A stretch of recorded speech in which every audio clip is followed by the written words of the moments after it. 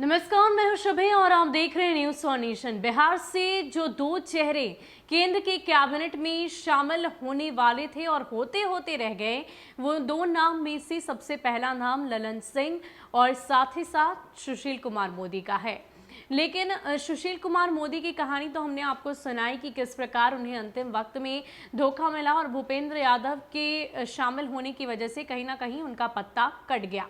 लेकिन अब बात करेंगे ललन सिंह की कि आखिर क्या वजह रही कि ललन सिंह का पत्ता कट गया, उन्हें मोदी कैबिनेट में जगह नहीं मिली। इतना ही नहीं, मुख्यमंत्री नीतीश कुमार के इतने खासम खास होने के बावजूद मुख्यमंत्री नीतीश कुमार की पूरी ख्वाहिश थी कि ललन सिंह को केंद्र के कैबिनेट में जगह मिल जाए, लेकिन उन्हें जगह नहीं मिली। कहीं ना कहीं इसकी वजह उनके बढ़े हुए राजनीतिक कद को भी बताया जा रहा है। लेकिन इन सब के बीच कुछ और भी रीजन है, कुछ और भी वजहें हैं जिसकी वजह से ललन सिंह को केंद्र की कैबिनेट में जगह नहीं मिल पाई। वो कौन कौन सी वजहें हैं, हम आपको समझाने की कोशिश करते हैं। ललन सिंह जेडीयू के सांसद हैं, लेकिन जेडीयू में ललन सिंह का कद बस इतना ही नहीं। सच तो यह है कि ललन सिंह जेडीयू में कद के मामले में नीतीश कुमार से बस एक कदम ही नीचे कहे जा सकते हैं। यही वजह है कि दोनों नेताओं के बीच एक ऐसा दौर भी आया था जब ललन सिंह और नीतीश कुमार के बीच सीधी टक्कर दिखाई देती थी। हालांकि वह दौर बीत चुका है। ललन सिंह जेडीयू के बड़े रणनीतिकार माने जाते हैं और हाल में लोजपा में हुई टूट की कहानी के रचनाकार भी। लेकिन नीतीश कुमार की कोर टीम का हिस्सा माने जाने वाले ललन सिंह इस बार केंद्रीय मंत्रिमंडल में नहीं शामिल हो सके। वजह बताई जा रही है कि ललन सिंह को उनके कद के बराबर पद चाहिए था। ललन सिंह को कैबिनेट मंत्री का दर्जा चाहिए था, लेकिन मोदी सरकार की तरफ से जेडीयू को केवल एक कैबिनेट मंत्री की कुर्सी मिली। कुछ ऐसा ही हाल भाजपा के नेता सुशील मोदी का भी है। बिहार में लंबे समय तक उप मुख्यमंत्री की कुर्सी संभाल चुके सुशील मोदी कैबिनेट मंत्री बनने की चाहत रखते थे, लेकिन उन्होंने अपनी ये चाहत जग जाहिर नहीं की थी। इसके अलावा जो एक और वजह बताई जा रही है ललन सिंह के नहीं शामिल होने की, कहीं ना कहीं इसमें यूपी चुनाव की भी भागीदारी है। दरअसल केंद्रीय मंत्रिमंडल के विस्तार में हर बार चुनावी राज्यों को ही ज्यादा जगह मिलती है। बिहार विधानसभा चुनाव अभी हाल में ही खत्म हुआ है और यूपी में चुनाव आने वाले हैं। यूपी चुनाव के मद्देनजर यूपी को मंत्रिमंडल में ज्यादा तरजीह दी जा रही है। यही वजह है कि बिहार से कैबिनेट विस्तार में केवल जेडीयू सांसदों को जगह दी गई है। मतलब यह है कि बिहार में मिनिमम चेहरे शामिल किए गए हैं। इसके अलावा बिहार में भाजपा और जेडीयू का आंतरिक जो विवाद है वो भी एक कारण बना। दरअसल बिहार भाजपा के अंदर का विवाद भी सुशील मोदी के केंद्रीय मंत्री बनने की राह में बड़ा रोड़ा साबित हुआ।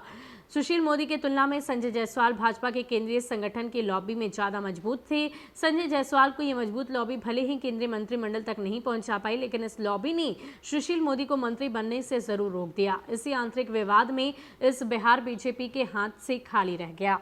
तो मोदी कैबिनेट के विस्तार में एक बड़ा फेरबदल देखने को मिला, या यूं कहें कि एक भूचाल सा आ गया। लेकिन इन सब के बीच बिहार की सियासत पर, बिहार की राजनीति पर भी इसका असर साफ तौर पर देखा जा सकता है। जिस तरह की तस्वीरें सामने आ रही है, सवाल कई हैं, जवाब भी अलग अलग सामने आ रहे हैं। और ललन सिंह की बात करें तो ललन सिंह को लेकर कहीं ना कहीं ये बात स्पष्ट थी। एक तरफ सुशील मोदी का नाम था, दूसरी ओर ललन सिंह का नाम था। ये लोग बिहार की राजनीति के एक बड़े चेहरे थे और कहीं ना कहीं केंद्र में इनकी हिस्सेदारी होगी, इस बात को लेकर चर्चाएं चरम पर हो रही थी। या यूं कहें कि मंत्री बनते बनते ये अंतिम वक्त में रह गए और इसकी कई तरह की वजहें हमने आपको बताई है। यूपी चुनाव की बात कर लें, बिहार भाजपा में भीतर खाने नाराजगी की बात कर रहे हैं, जो सुशील मोदी के लिए एक अहम फैक्टर रहा। ललन सिंह को एक बड़ा राजनीतिक कद चाहिए था, वो भी उन्हें नहीं मिल पाया। कहीं ना कहीं एक बड़ा फैक्टर यूपी चुनाव को भी माना जा सकता है, क्योंकि जिस तरीके से बिहार में हाल में ही चुनाव संपन्न हुए हैं और यूपी चुनाव 2022 में होने हैं, तो अक्सर ये देखा गया है कि मंत्रिमंडल में जब विस्तार किया जाता है तो जिन राज्यों में चुनाव होने हैं उन्हें मद्देनजर रखते ही सोशल इंजीनियरिंग का ध्यान रखते हुए उन नेताओं को मंत्रियों का पद दिया जाता है जिनसे सीधे फायदा मिल सके। और आगामी यूपी चुनाव को देखते हुए ही केंद्र में कैबिनेट का विस्तार किया गया है और यही वजह है कि करीब 7 ऐसे मंत्री हैं जिन्होंने यूपी से होते हुए कल शपथ ग्रहण किया है। यानी कि कुल 7 मंत्री ऐसे हैं जो यूपी से आते हैं और यूपी चुनाव को मद्देनजर रखते हुए कल केंद्र में कैबिनेट का विस्तार किया गया। हालांकि ललन सिंह की बात करें तो इससे लेकर अफसोस तो जाहिर किया जा रहा है। कहीं ना कहीं मुख्यमंत्री नीतीश कुमार की ख्वाहिशें भी पूरी नहीं हो पाई और शायद यही वजह है कि अब तक मुख्यमंत्री नीतीश कुमार ने आरसीपी सिंह को बधाइयां नहीं दी है। ये बात सुनकर आपको हैरानी होगी।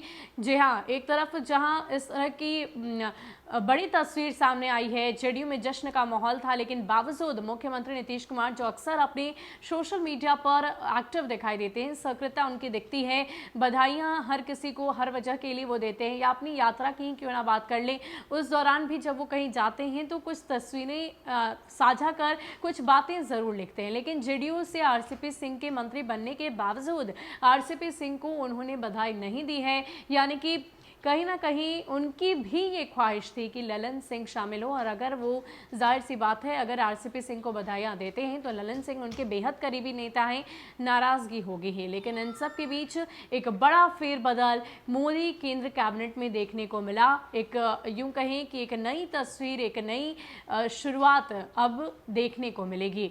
फिलहाल के लिए इतना ही। ज्यादा अपडेट के लिए आप बने रहे न्यूज़ 1 नेशन के साथ। नमस्कार।